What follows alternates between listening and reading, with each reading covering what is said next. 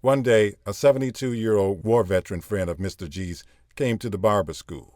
He regaled us with multiple stories about his actions and accomplishments. At first, the students welcomed this change from bookwork and lectures. Then he began to do this thing.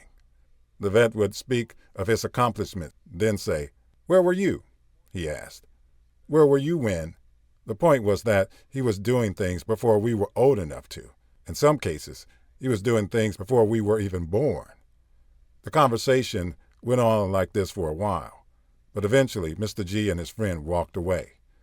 Mr. G and his veteran friend continued to talk on the other side of the class shop for about a half hour. At that time, a customer came in the door. This guy was clearly older than most of us. He was dressed like a crossing guard and was about the age of the oldest students, between 52 and 60 years old. The crossing guard sat at the barber chair and was full of stories, just like the war veteran. He bragged about being a boxer, a golden glove at that. After a few stories, everyone was standing around to hear his tales. The war vet took notice and left his private conversation with Mr. G. He wanted to know what was so interesting about this guy. War vet asked the crossing guard, "When and where have you boxed? What do you do for a living?" The crossing guard may have answered, but by this time the veteran interrupted and mentioned the year he was an Olympic boxer. He asked, "Where were you?" The crossing guard said he was in school.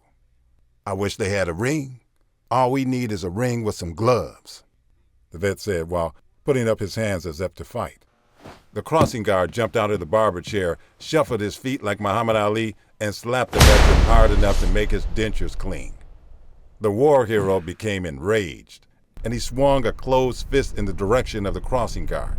He threw a slow, snail-paced punch. It was like we could have jumped out of the way, then back in the way, and back out of the way again before the follow-through. Finally, Mr. G stepped in and stopped the fight. The ruckus disappeared as fast as it appeared.